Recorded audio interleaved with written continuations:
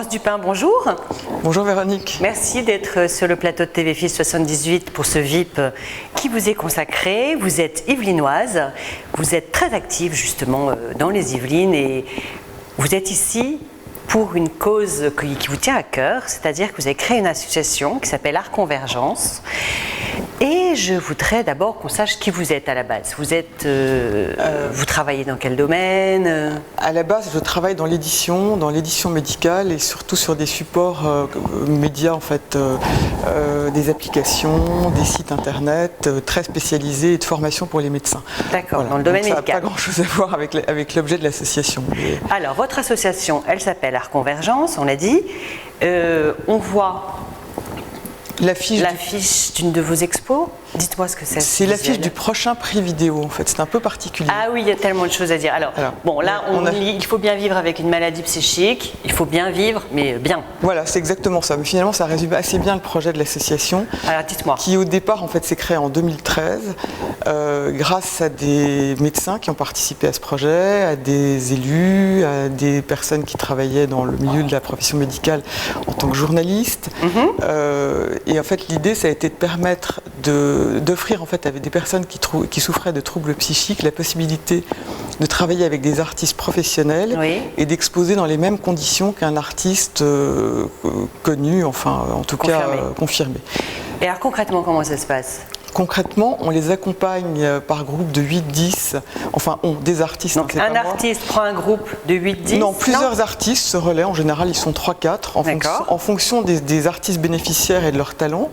Ils les accompagnent sur une année à peu près, à raison d'une journée par semaine, jusqu'à l'exposition qui est ensuite scénographiée et pour laquelle on réalise des catalogues, enfin tout ce qu'il faut. Donc le but c'est d'avoir une exposition à la fin de chaque année. Voilà, à peu près. Pour montrer le travail qui a été effectué. Oui, voilà, exactement. Et comment on détecte que la personne a un don artistique ou des capacités, des envies artistiques?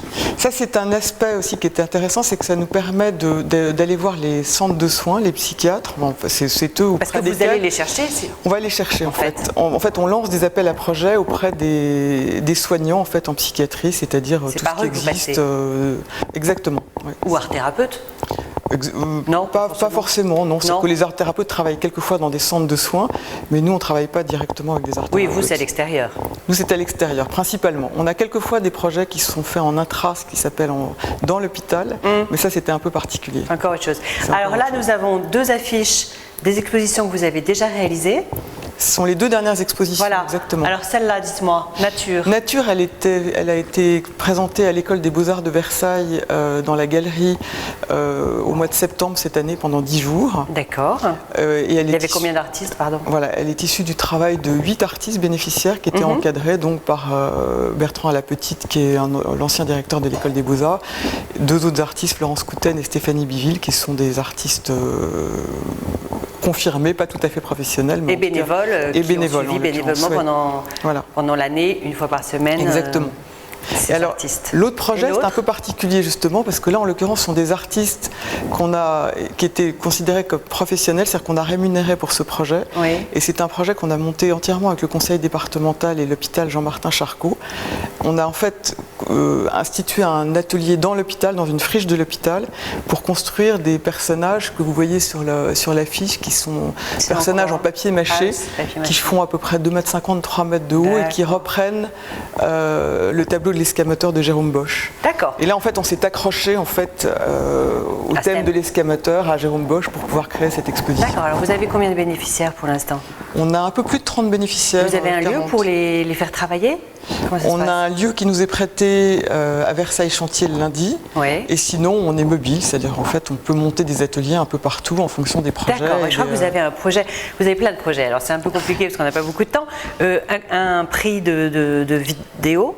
Voilà, on a le projet de la deuxième édition du prix vidéo. C'est un prix avec des dotations qui va être remis dans un musée ou dans un lieu assez prestigieux à Paris. Donc les vidéastes sont les bénéficiaires d'Art Convergence, non ? Pas forcément. Là, c'est un peu particulier. On a décidé d'ouvrir le prix à tous parce qu'on a réalisé déjà plusieurs fois des vidéos et on s'est rendu compte de l'impact de la vidéo sur le public.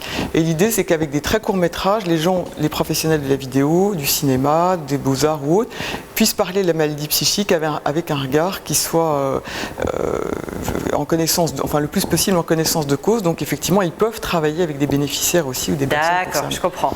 Bon, alors, un de vos projets qui vous tient le plus à cœur en ce moment à l'intérieur de l'association, c'est l'Artothèque.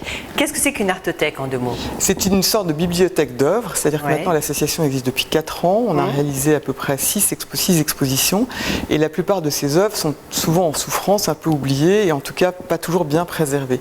Et l'idée de l'Artothèque, c'est de les remettre en lumière et de permettre à des institutions d'en faire une sélection via notre site internet et de les exposer avec la mise en avant des artistes qui les ont réalisés. D'accord, donc en fait l'idée c'est de faire une exposition itinérante. Oui, des petits morceaux d'exposition. Des petits morceaux d'expo selon les lieux, exactement. Ce qu'ils peuvent accueillir ou pas comme nombre d'œuvres et les thèmes ou plein de choses. Oui, puis avec une durée peut-être plus longue qu'une exposition. C'est-à-dire qu'on pourrait imaginer que vous faites une sélection de 10 dessins pour votre très grand bureau qui vous sont confiés pendant 6 mois. D'accord. Voire 1 an, après c'est renouvelable. Enfin, ça c'est génial. Oui, c'est très intéressant. Donc ça c'est un appel à... C'est un appel à trouver un lieu qui puisse héberger ces œuvres, ça ne prend pas énormément de place, et qu'on puisse trouver quelqu'un qui gère le fonctionnement de l'Artothèque. Mais ça serait fait en lien avec l'association. D'accord, bah écoutez, on vous souhaite bonne chance. Pardon. Et bravo pour ce que vous faites, et puis vivement la prochaine exposition. En attendant, on va retrouver Alix, qui est un peintre, qui bénéficie de cette association, et on va faire sa connaissance. Merci Laurence. Merci Véronique.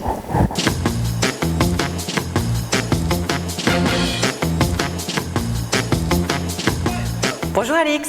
Bonjour. Merci d'être sur le plateau de TVFil, de nous avoir rejoints. Vous êtes ici parce que vous êtes yvelinois, vous êtes peintre et vous êtes bénéficiaire de cette association Art Convergence dont on parle depuis tout à l'heure. Merci à vous de me recevoir. C'est un grand plaisir.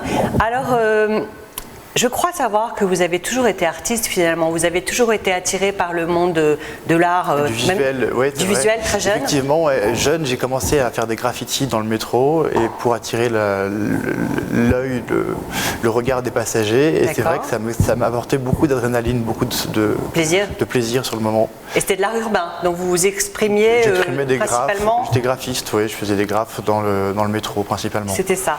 Après, vous avez eu votre bac, vous avez fait une école d'art. Vous avez fait quoi? J'ai fait 3 IS à Trappes et puis ensuite j'ai enchaîné sur une école de réalisation et de création audiovisuelle à Aubervilliers, l'Écart. Et à 3 IS, vous étiez branché quelle section? Production de visuel. Ah oui, d'accord, donc on n'était pas encore dans la peinture. Non, on n'était pas encore tout à fait dans la peinture, mais ça m'a toujours accompagné, ça m'a bordé, oui, au fur et à mesure de mes études. En parallèle avec vos études d'audiovisuel. D'accord. Et vous faites de la peinture depuis combien de temps? Ça va faire 7-8 ans que ça...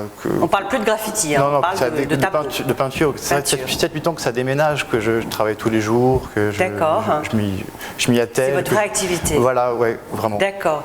Et comment vous avez rencontré cette association Art Convergence? Alors, Art Convergence n'est pas venu à moi comme ça. En fait, il y a un art thérapeute. J'ai rencontré un art thérapeute dans un contexte un peu particulier qui m'a permis de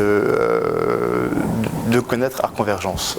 Et je signale juste, pardon, je vous coupe la parole, Alix, c'est que nous avons vos œuvres qui passent pendant que nous parlons et on y reviendra après de toute façon. Bien. Donc un art thérapeute vous a accompagné vers cette association? Oui, Art Convergence. Et de là est né un projet, le projet qui a abouti sur une exposition au musée de la Reine Elisabeth à Versailles, au musée exactement du jardin de la Reine Elisabeth à Versailles. Madame Elisabeth à l'Orangerie.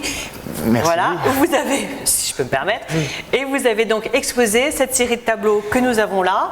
Alors, est-ce que vous voulez nous parler de votre travail? C'est quel matériau déjà? Écoutez, là, ce qu'on a, c'est des pastels sèches et du crayon fusain. Technique mixte. Effectivement, oui. Sur quel support? Là, ce sont sur des papiers. D'accord. Et celles qu'on avait avant, j'aimerais bien qu'on puisse les revoir. Voilà. Alors, ce sont des portraits. Là, c'est un peu plus évolué. Là, j'ai voulu mettre dans cette phase de transition, j'ai voulu mettre en relief les émotions, tout ce qui bouillonne. Tout ce qui bouillonne, qui était en lien avec ces personnes que j'ai dessinées, à savoir qui sont des personnes que je connais. C'est vrai, ce sont des portraits. Qui existent vraiment, oui. D'accord. Je vais être un peu plus abstrait. Là, nous avons Bianca. On a Bianca, et là, on a une autre Karine. Voilà, très bien. D'accord. Est-ce que vous faites des autoportraits? Oui. Aussi? Oui, mais j'aime beaucoup le modèle vivant. Oui, c'est ce qui vous parle le plus, hein. Mais effectivement, pour revenir au modèle vivant et pour en parler, j'ai connu aussi, j'ai eu la chance par l'association Art Convergence de participer au cours du soir de l'école des Beaux-Arts de Versailles. Ah d'accord, donc vous avez une formation au modèle vivant grâce à ça. Et vous avez donc exposé aussi, comme on le disait tout à l'heure, l'exposition Nature qui a eu lieu en septembre dernier. Et celle aussi j'ai participé à celle de Jérôme Bosch aussi. Voilà. Et enfin, j'ai exposé aussi à l'île de Ré, dans d'autres lieux, grâce à des artistes qui font partie de la Convergence, comme Gaël Germain. Qui vous épaulent, qui m'ont orienté, qui m'ont épaulé, soutenu, oui, à des moments où on a besoin d'un regard bienveillant. J'avais besoin d'être encadré, oui, c'est sûr. Ouais. Et d'un regard bienveillant. Professionnel. Et professionnel. En plus. Oui. D'accord.